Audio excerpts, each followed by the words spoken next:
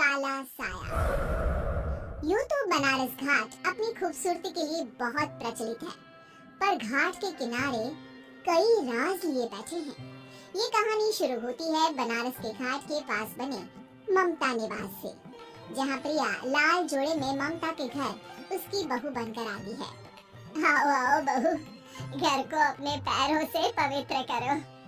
ममता घर की दहलीज पार कर ही रही होती है कि अचानक एक बहुत गंदी सी बात पूरे घर में फैल जाती है।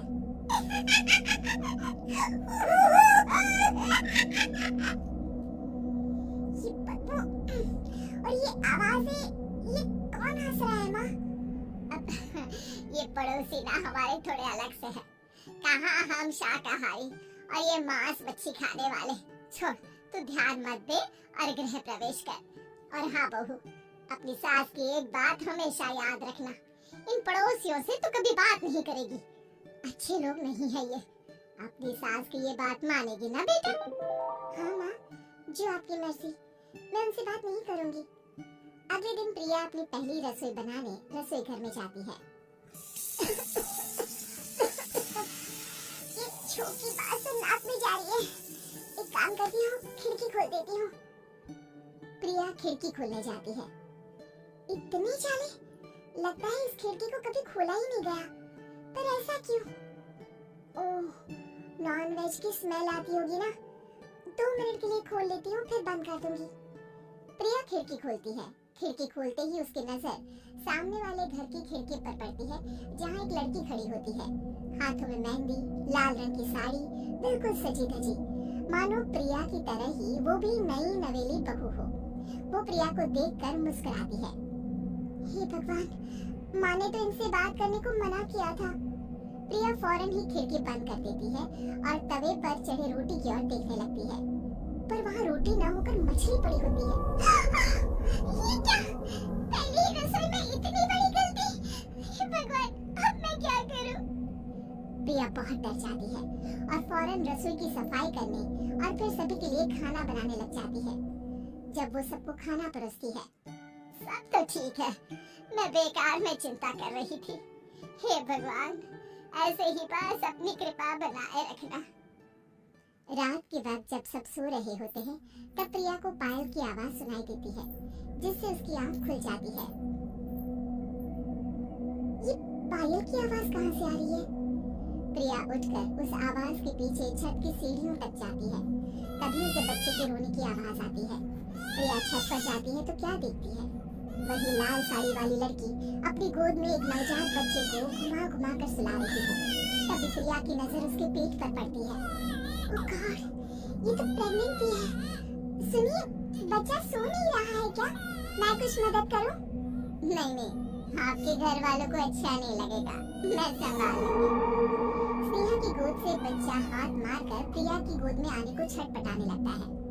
दोनों घर अगल बगल में बने होने के कारण प्रिया उस बच्चे को गोद में ले लेती है।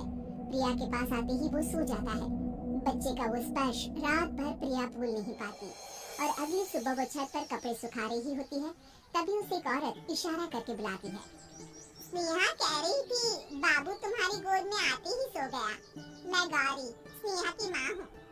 बहू, घर आना, बाबू को खिला भी लेना।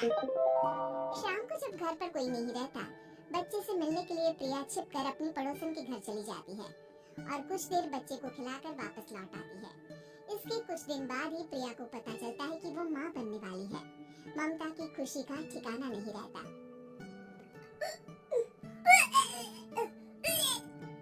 माँ जी, पता नहीं क्यों उल्टी आ रही है। प्रिया भागती हुई वॉशरूम में जाती है तो हरे और लाल रंग की उल्टी करती है। उस उल्टी में से कीड़े निकलते हैं। ये क्या? खून और ये कीड़े! माँ! माँ! प्रिया की आवाज सुनकर ममता दौड़ कर आती है, पर बेसिन में कुछ नहीं होता। प्रिया हक्की बक्की रह जाती है। ये सब क्या हो रहा है? प्रिया घबरा जाती है और अपने कमरे में जाकर सो जाती है। डर के कारण वो इतनी थक जाती है कि उसकी आंख लग जाती है। तब उसे ऐसा लगता है उसके पेट पर मानो कोई बैठा हुआ हो। प्रिया के पेट पर एक 5 महीने की बच्ची बैठी हुई थी, जो बुरी तरह जली हुई थी। माँ, तुम ही मुझे लाई ना अपने पेट में। मैं तुम्हारी माँ नहीं हूँ। कौन हो तुम? माँ, देखो मैं जल गई बुरी तरह से। 6 महीने पेट में रहने को भी मुझे नहीं मिला। सहला दो ना माँ। बचाओ! बचाओ! माँ! ममता दौड़कर कमरे में आती है। प्रिया की बातें सुनकर वो सब समझ जाती है। तू कहीं बगल वाले घर में तो नहीं जाकर आई ना बहू? मुझे माफ कर दो, मैं गई थी माँ। उस घर में सब मरे हुए हैं बहू। कई साल पहले स्नेहा उस घर में बहू बनकर आई थी। कुछ ही दिन में वो एक बच्चे को जन्म देने वाली थी। पूरा घर बच्चे के आने की खुशी में खोया था। एक दिन अचानक उस घर में आग लग गई। सब बुरी तरह जलकर मर गए। गौरी आज भी दादी बनने का इंतजार कर रही है और इसीलिए स्नेहा ने अपना अजन्मा बच्चा तुम्हारी कोख में डाल दिया। ममता ये कह रही होती कि पीछे से उसके पैरों को एक बच्चा पकड़ लेता है।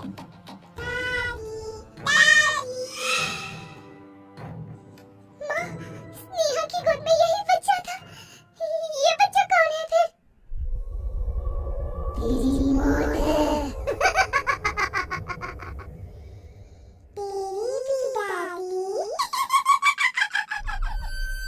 जिस चीज का ममता को डर था वही हो गया। ममता निवास के ऊपर मौत में चादर बिछा दी थी। प्रिया का पेट ऐसे बढ़ जाता है मानो 9 महीने का हो। 2 हाथ उसके पेट से बाहर निकलते हैं। बहू, संतोष को फोन कर, किसी पंडित जी को बुला बहू। प्रिया का पति भागता हुआ घर आता है। ये तो होना ही था माँ। तेरा पाप तेरे सामने आ गया तो तू सह नहीं पा रही है। स्नेहा घर में आग लगी नहीं थी, माँ ने लगाई थी प्रॉपर्टी की लालच में। और वो बच्चा मेरी पहली पत्नी का बच्चा है, मेरा बेटा, जो कि उस आग की चपेट का शिकार हो गया था। मैंने तुमसे ये सब माँ के कहने पर छुपाया था। मुझे माफ कर दो प्रिया। तुम अगर चाहो तो यहाँ से जा सकती हो। मैं तुम्हें किसी भी बंधन में रखना नहीं चाहता। मेरी शादी हुई है आपसे, मैं आपको छोड़ नहीं सकती। पर उससे पहले हमें स्नेहा, उसकी माँ और बच्चे की आत्मा की शांति करवानी होगी। संतोष और ममता गौरी के घर जाते हैं। अंदर सब कुछ जला हुआ होता है। जमीन पर जली हुई लाशें बिखरी हुई थी। ममता रो रो कर अपने करने की माफी गौरी से मांगती है। प्रिया स्नेहा के घर वालों का अंतिम संस्कार करवा देती है और ममता निवास फिर से आत्माओं के साए से मुक्त हो जाता है।